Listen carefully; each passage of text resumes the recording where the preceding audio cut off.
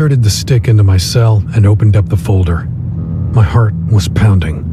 For a moment, it looked like the data wouldn't load, but then the files started appearing on the screen. Dozens, maybe hundreds of documents, messages, pictures, and videos.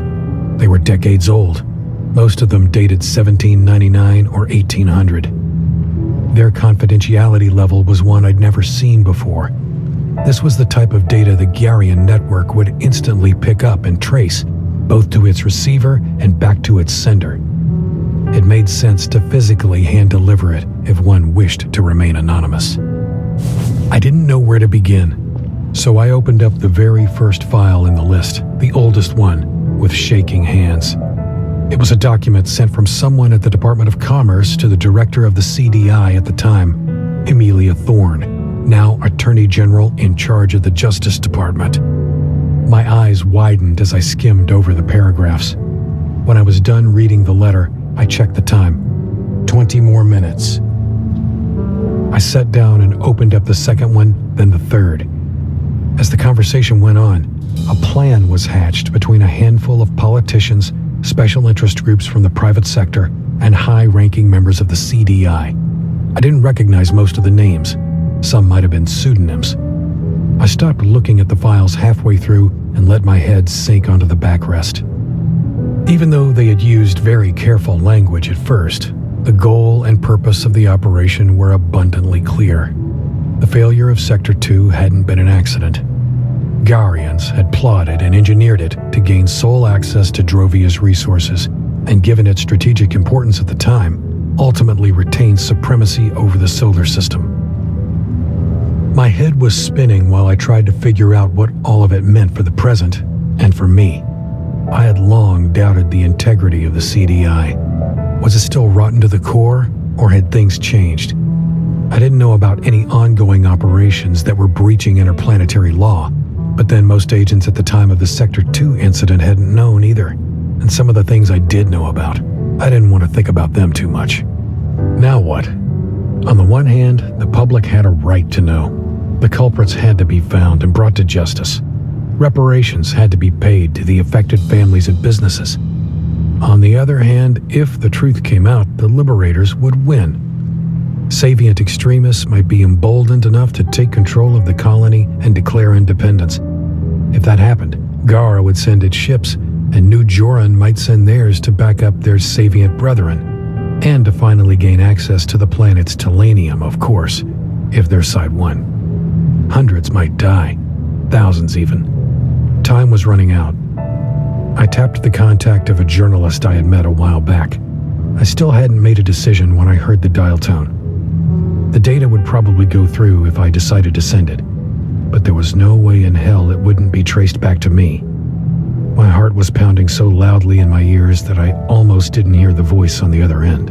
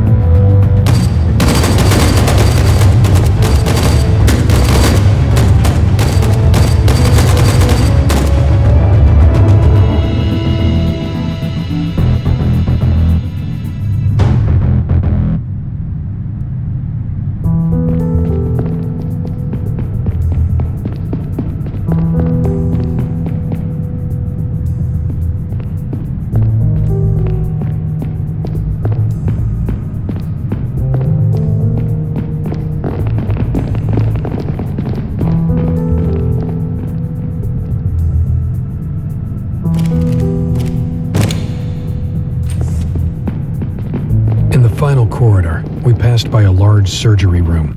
I didn't think about it at the time, but that must have been where they had given Zora her new face and implanted Boyd's fake ID. The only thing I could think about was whether they'd moved Laura or done something to her the moment they'd heard us coming.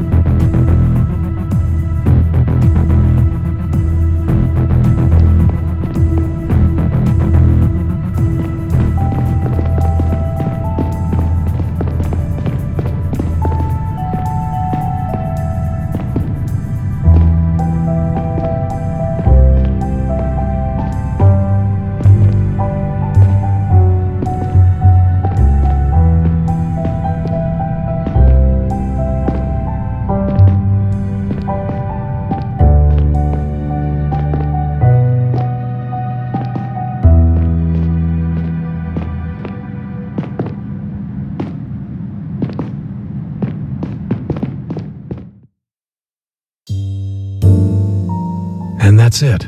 The most tumultuous days of my life, and possibly in Garian history.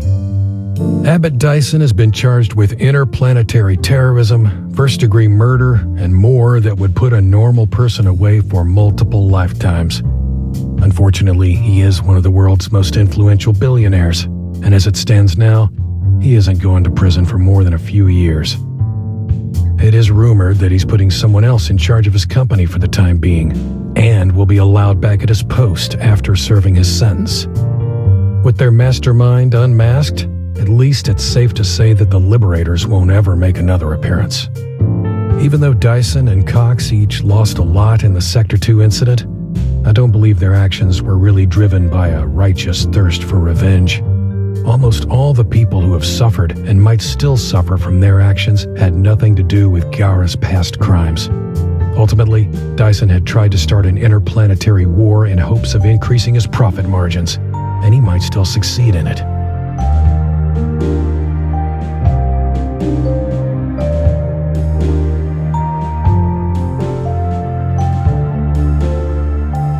The data I leaked sent a shockwave through the solar system.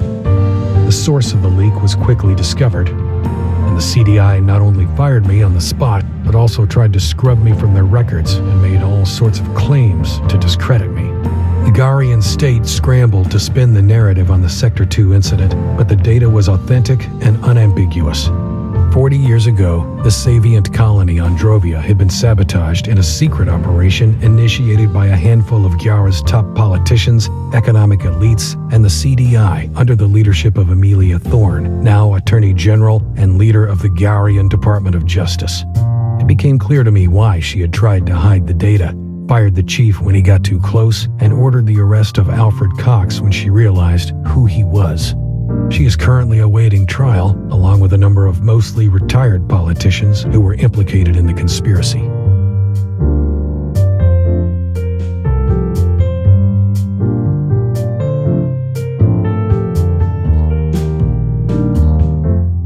Lara is free again and seems to be doing okay. but I wonder every day about the scars this experience has left behind. Even though I know I'm not directly to blame, I will never forgive myself for inadvertently dragging her into all this. As for me, I am free again, as free as I was before, but my life is forever changed. Catherine and I are dating again, however crazy that sounds.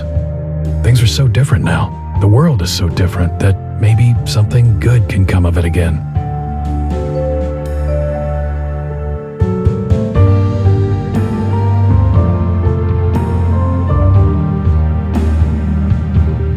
And finally, Zora.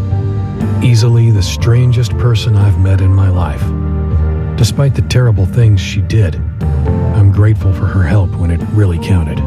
It took the CDI a while to find out anything about her previous life. Turns out her name used to be Elizabeth Davis. She and her friend Boyd had been picked up by the mercenaries as teenagers on the run. Both of them came from affluent Garian families, and both had been reported missing, presumed dead.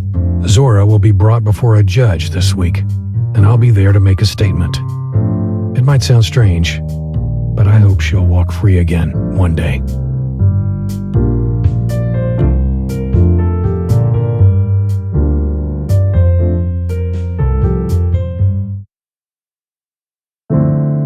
Late in the evening, the lights are still there, ever unchanging, they shine unaware. The sea is above me, the sea is beneath. The waves that have parted will once again meet. So we stand here in the end, we're out of love. Want to try again, but the stars don't give a fuck.